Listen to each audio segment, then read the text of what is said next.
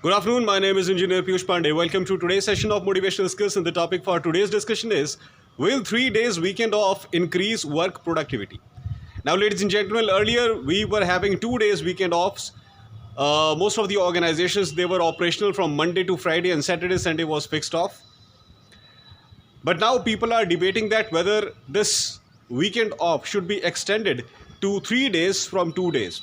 So, will 3 days weekend off be productive for employees, or it is not going to be of any benefit to them?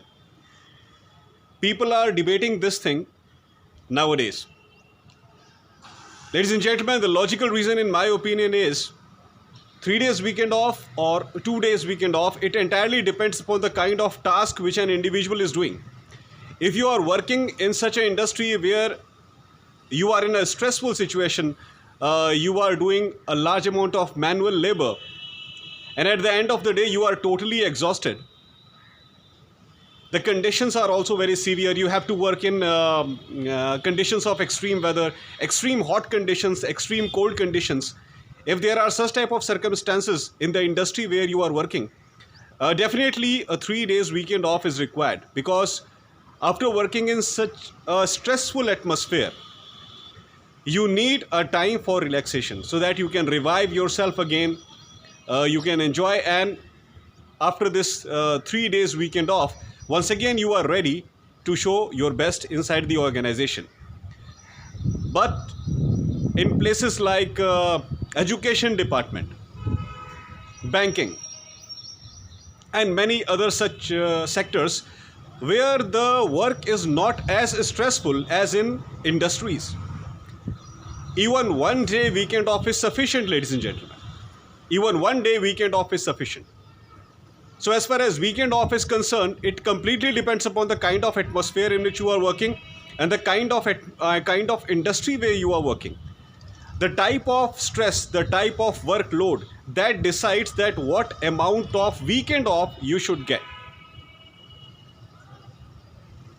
And there are certain patterns which every organizations follow. Organizations also know that what type of tasks they want their employees to do, in what type of condition their employees are working, what is the external environment, what is the internal environment.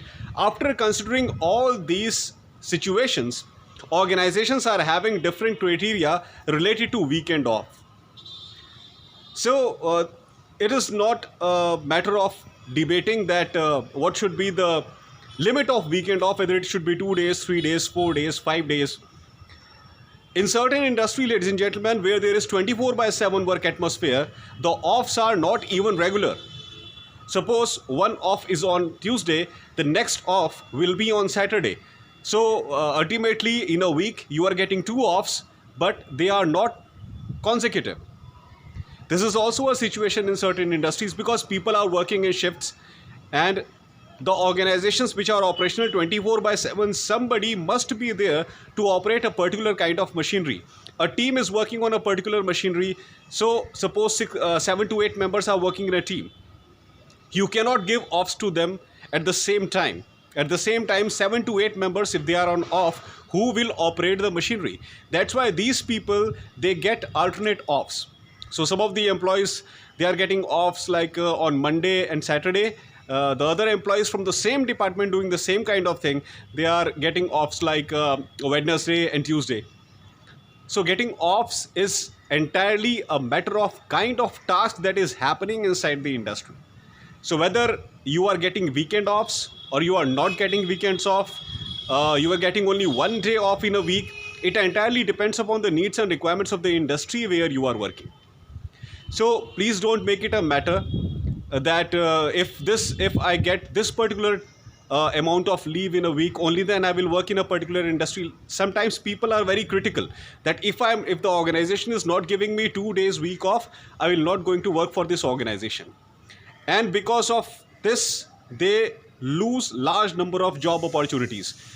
They never concentrate on what type of job they are getting or what responsibilities they will have to handle after joining the organization. They only concentrate on this thing, that whether they are getting weekends off or not. So this should not be the matter of any concern, ladies and gentlemen. Even if you are not getting weekend off, even if you are getting alternate offs, even if you are getting only one off in a week, still you should not be critical about ops. You should be critical about the kind of responsibilities that have been assigned to you, the kind of tasks that you have to do inside the organization. That is more crucial because you are getting ultimately paid for it. Whatever money you are getting at the end of the month, whatever salary you are getting at the end of the month, it is the result of hard work that you do in a particular industry. That's why be very serious about this, ladies and gentlemen.